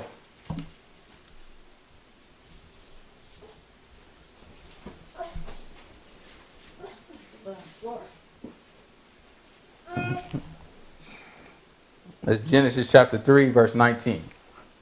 In the sweat of thy face shalt thou eat bread till thou return unto the ground, for out of it wast thou taken, for dust thou art, and unto dust shalt thou return.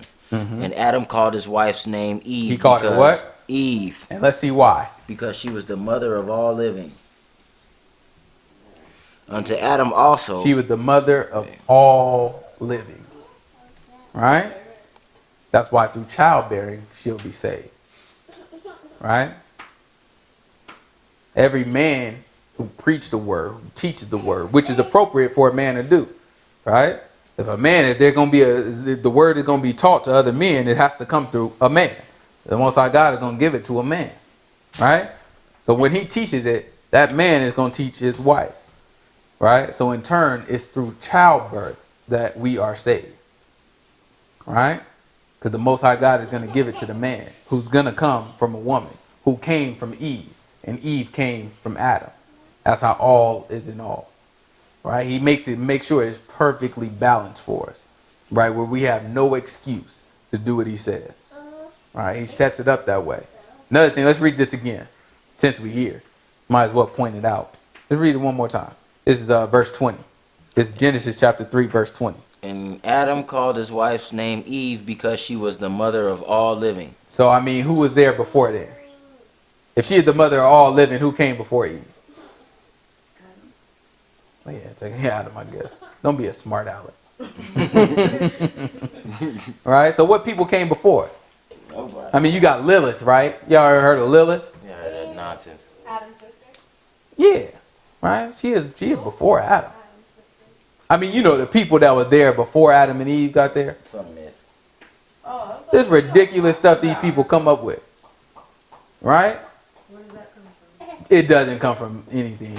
I don't know. It comes from ridiculousness. Oh. Egyptology, they teach something similar to that. There's some Hebrew Israelites that believe there's some books that came out that talk about a goddess called Lilith. Even in our book, people worshipped. If you look up the word, I forget what it says in our book, but if you look up the word that they translated from, it's Lilith. They worship in the Queen of Heaven, I think. When you see the Queen of Heaven, I think it's translated. I have to double check it, but I think it translates to Lilith. One of these female gods in the Bible translate from Lilith, and that's what they worship. So it's an ancient god, female god, that the story is that she was there before Adam and Eve, and there was other people that were there before Adam and Eve and all that stuff. All right, but we look at our book. I mean, to believe this ridiculousness, you have to not believe the Bible. You know what I'm saying? I just want us to know there's always something in the Bible that we can believe, right? That'll set us straight. Now, it's just people that's not going to believe the book, but we just need to be clear that when you believe this other stuff, like this stuff don't go together. It's not like, well, yeah, I believe it. I mean, I believe the Bible, but I also believe there's people before. That's what you'll hear a lot of these people say. You know what I'm saying? We just need to be able, it's fine if they believe it. Let these people believe whatever they want to believe. but you need to give them direction, let them know. For sure, you believe that. I want you to know, though, you not believe in the book because it just told us what in 20? Let's read it one more. Genesis chapter 3, verse 20. And Adam called his wife's name Eve because she was the mother of all living. Period. Right? That got it. Right? There's nothing else to talk about. Mother of all living. Period. Right? If somebody came out from Adam and Eve, I mean, if anybody was living, they came out from Adam and Eve. Period. Right? If you didn't come out from Adam and Eve, you're not a human being that was living. They're living. Period. You didn't exist. All right? The mother of all living. Period. All right? That's what we always want to look at. All right, so we're going to pick up next week at Esther. And we're going to try to finish out Esther chapter 2. I don't know how much is in there, but we're going to start from Esther chapter 2. And we'll spend a little bit of time in Esther, maybe a week or two in Esther, and kind of look at the things that we can glean from that book. Then we'll catch back up, get over to Ezra, finish out Ezra, get over to Nehemiah, and after Nehemiah, we'll check out a couple of the prophets and then get into the New Testament. All right? So we're making our way. You know what I'm saying? We've been doing this for a little over a year. We started back probably early July, maybe late June. You know what I'm saying? We started at the house. And we started off at Genesis. You know what I'm saying? Went on to Exodus and we made our way.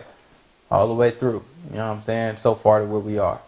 So we're going to continue, jump into the New Testament. You know what I'm saying? Hopefully the Most High God will continue to bless us with understanding in the things that we've done. So I heard Hebrew Israelites out here on the street preaching. Wow. They do it Friday nights though. So it ain't no way for me to catch them. I was gonna go one time. Yeah, I kind of want to go myself. I know exactly I can't. where you're at. I ain't about to. I ain't missing the Bible study for it though. I can't. You know what I'm saying? But No, they're out there right now. huh? They're out there right now. I'm definitely not going after Bible study. I'm gonna get my butt in the bed. So after Pick no fight with nobody. Well, go ahead. I was gonna say, like when we first started coming, they were telling, that's how it came to you, kind of, because it came through them at a barbecue, and they were saying, every time I got married, that the husband should submit, or the wife should submit to the husband, but only if he follows. It's fun. It's funny how both of them keep messing that thing up. The husband and me. You see how Tasha did it too? Y'all some cold little pieces. Keep going on. But, okay, so the wife should submit to the husband only if he abides in the word and is living right. So, Bible don't teach that though. Keep going. they invited us out to come see, and I was watching some of their videos. For My a long fault. Go time. grab 1 Peter chapter 3 for me. I was following some of their videos for a long time on YouTube, and when I started talking to you, I had wrote down like some of the stuff that we had talked about. We did, right. I wrote down some of the stuff, and I was going to go out there and kind of like try to get them to, I guess, argue with them about what I've learned, pretty much. And the time that we went out there, they were not there. Praise God. Praise God. She's out there. I was gonna, yeah. They probably would have made a fool out of you anyway though. Yeah, Cause you they're know. very aggressive. Yeah, because you know they know the word. So if you know a little bit of word, even if you're not telling the truth, if you know the word better than somebody, you can make them look crazy, right? It's not hard to do. That's why it's important. I mean, you being a woman, you wouldn't want to go talk to them anyway. But just that's why it's important. When we go, we have to know what we're talking about when we're going out here talking to people, right? If it's a dispute, right? If you're just sharing something, you know, y'all sharing with your girlfriends or sharing with somebody, a little woman, a woman that y'all know, a little girl that y'all know, then y'all, I mean, you go ahead and you share it with them, and that's different. But when it becomes a dispute, but you just take your time. You just say, well, I mean, this is what I understood it. I'll look into it, this, that, and the other. I think, you know, the person that I think you should talk to my friend, my brother Philip, right? Or I think you should talk to my brother Terrence. I think you should talk to, you know, my pastor or whoever you trust to give the word. In this case, I would hope and guess it would be us, right? But whoever you trust to get a word, you say, okay, well, this is the person that taught me the word. Let me take you to them so they explain it. Because this people, a lot of times they'll use people who are actually right, but they'll use that to make themselves look more right. Right? Just because the person don't really know how to explain or anything, so go ahead and just make a fool out of a lot of these people. I ain't seen these people on YouTube and it irritates me. I'd be like, oh, let me be out there. You ain't talking to me like that. I just shut all that stuff down. They'd probably make a fool out of me too. Yeah, I get irritated. I'm just, man, I ain't got time for y'all. Whatever you say, man. I know what you use the scripture, but I'm about to walk down the that's street not here. how it works. I'm preaching on this corner. Y'all can have this corner. But yeah, I was giving that some thought. One of the girls, I admire her story. Hopefully she don't mind me sharing it. She shares it on Facebook, so I don't think she would mind me sharing it. But she is a prostitute, right? And her husband, the man she's married to, was her pimp. All right, and then they both came and heard at least a partial bit of the truth. I don't believe right now they actually believe the full truth, but they got a partial. They go to a Christian church, and the church they go to, it's not a terrible church. He does preach against sin. It's not completely accurate though, but he does preach against sin. I think it has a lot of qualities that a person would need to be saved.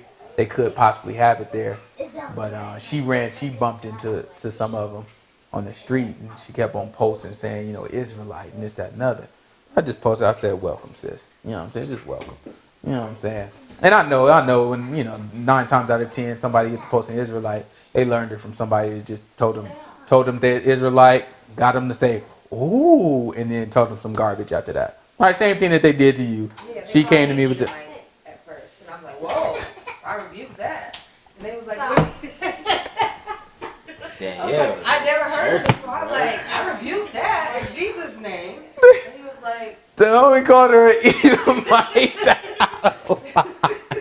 So they believe a lot of them believe that Edom, the white people are the Edomites. So you have Israel. So no sense. Absolutely no sense. You have Israel and Esau, right?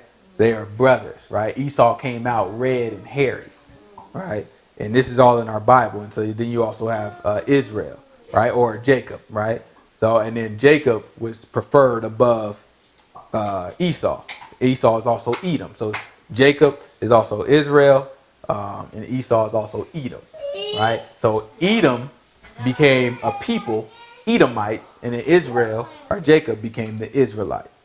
So they're brother people, right? So what they looked at is that, okay, Edom is the white man because the prophecy in the book said Edom is going to actually gain control over Israel. But what little they know that happened in the book, right? Little they know that King Herod, he was an Edomite when we read in the New Testament, right? So that already happened in the book, and then the Edomites, just like the book prophesied, was shut down, all right? So now the Edomites, these Edomites that we look at, they're actually the Arabians, right? Or most likely. I'm not gonna act like I know for sure either, but they're most likely the Arabians, right? The people that we see in the Middle East that's filling up all these countries here, all right? That's most likely it. I can tell you for sure they're not white people. It wouldn't make any sense, right? The word Edom is the same, is almost the same as Adam, right? It means red. Funny that we were talking about Adam today, right? It means red, so it has a connotation of red. So it just means that exactly red bone. The King David, the exact same word is used to describe his color, right? So now when you say it, so if you take that into account, you have to say King David, our king, who was an Israelite, he is the son of Zebedee, but he is the son of Jacob, right? Son of Abraham. We have to say now that some of our people are white, right? And when you bring that up to them, they're going to kick around it and dust it up. But these are biblical facts. This is just something that you willingly either ignored or you jumped too fast and something that somebody told you and didn't search it out completely. And that's what's even when I tell y'all stuff, it's important to search this stuff out. Go to Genesis and look at the genealogy where white people came from. It's pretty clear. It tells you these are the isles of the Gentiles, period. All right, it give you all of them. It give you Japheth and all his descendants, right? Asher and Gomer, right? All these people, and we see these people came right around here, right where we see all these pale people. All right, so it's pretty clear, but it's just so tough because people have tried to use the Bible to find another way of revenge for what has been done to us. So you say white people, Edomites, and it's quick and it's an easy way to just say, we have the ability, we can hate them, right? Even though the book say, don't hate your brother, the Edomites. No matter how you twist it, this book kill it. Even if they are Edomites, y'all sin. The law told you that, and all of them believe the law is what they got to keep, right? All right, you got to keep the law. If you don't keep the law, you can't be saved. So now you just shot yourself in the foot. I might just go up there. Y'all want to go? Yeah. I ain't about to go out there. I ain't about to go out there. I ain't got time for all that So that's stuff. where I got, was it the fringes? Mm-hmm. Is that what we're talking about? I'm down with that though. But I they still- can wear that, you know. The, Yeah, I still got to order mine. I ordered a couple things, but I was about to order a couple things. I still got to order mine. I just want to get them from the right website. Cause the fringes, I mean, it got to be fringes. That thing got to go all the way around the borders. It can't just be, you know what I'm saying, little tassels that hang on the corners. You know what I'm saying? That thing got to go all the way around the border. So I'm gonna give me a couple shirts. I'm still down for that. I'm gonna get my wife some stuff too. What's a fringe? Fringe is kind of like the threads that hang at the end of nah, tassels are more like what you see on the graduation cap. You got that long tassel. See when your shirt unravels. Fringe is also a bang. Fringe is like, It's like a tassel. Loincloth. no, Tunic. I don't know. I have to show you. I'm kilt. trying to think of something. But it's just a bunch of threads coming down at the bottom of your shirt. You know what I'm saying? I think I You know know, what you're Indian boots that have Yeah, all yeah, the yeah, stuff yeah. I in know it, what you're talking that's about, fringe. Yeah, it's like a fringe. So yeah, I'm down with that though.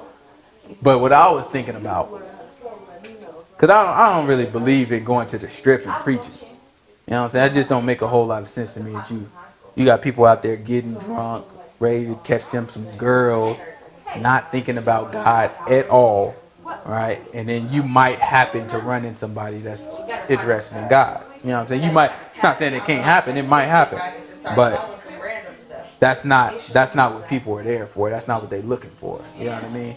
So what I wanted to do, I want to street preach on Sundays in front of these churches, bro.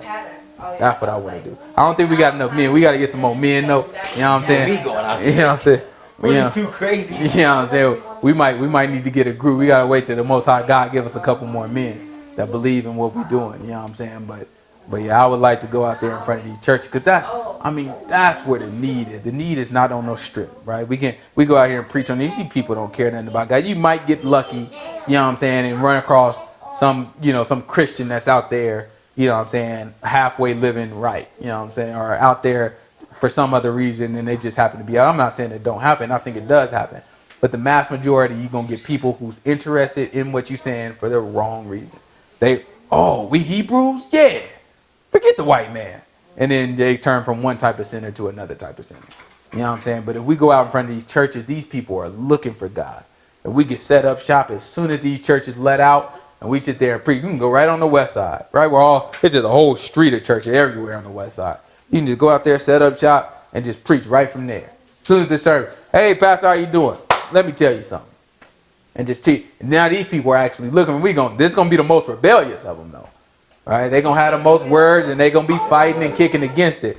But this is where the people are actually looking for God. And this is what we see in the Bible. They don't got a funny language. No, No, they language. Yeah, he said, if I sent you to a people that didn't understand your language, they'll believe. All right, that's the book tell us, right? So, I mean, this is what I want to do. I want to get more men first. You know what I'm saying? I don't want to go out there, 3 of us, 2 of us, you know what I'm saying, and be out there trying to preach to these people.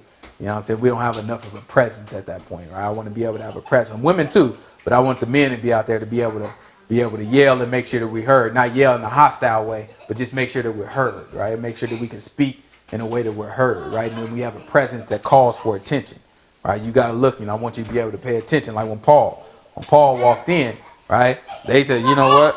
Let's give him the mic, right? But remember, Paul was going to the synagogue. He was going to the congregation. Paul wasn't just going to some random place. He was going to places where people were already looking for God. Even if they are believing incorrectly, that's where you're going. Because at least I know you guys are looking for God. You got no time to be walking around the strip or going to some places where they're not going into a strip club and trying to preach. Well, get out of leave these people alone. Let them do what they're trying to do. Stop interrupting these people from their sin. Let them sin if they want to sin, right? I'm about to the people who's trying to change, trying to look for something better, all right? That'd be the plan if the Most High God permit. You know what I'm saying? He add a few men to us, or if he give it to us and like, you don't need no more men, just get out there and do what you do. If he give it to us and we do it, then that's what it is. You know what I'm saying? We'll keep looking in the book, and if it look in the book, like, hey, man, we ain't supposed to be waiting to get more men. We could be waiting forever. We supposed to be out there. I get out a lot of thought and prayer, and we can get out there and do it. But whatever it is, whatever we do, we want to make sure we do it according to the book, not according to. A lot of this stuff is pride, right? You want to be able to stand out here and say that, look, I converted this many sinners, or I got this many views on YouTube by, you know what I'm saying, having this argument with this white person. I don't want us to get into that type of stuff. All right, 'cause that's how they get into this false doctrine. That's how they get into all this stuff, because it's tainted. Their motives and all this stuff is all tainted.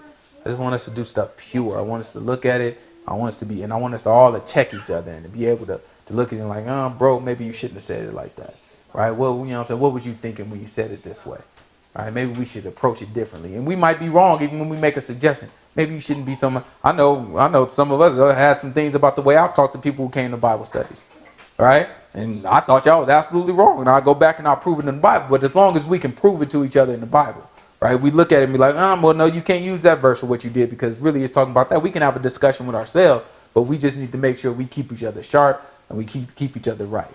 Right? And that we able to follow what the Most High God, forget following me, that we able to follow what the Most High God gave us. All right? Let's go ahead and wrap this thing up and pray out. Any questions or anything?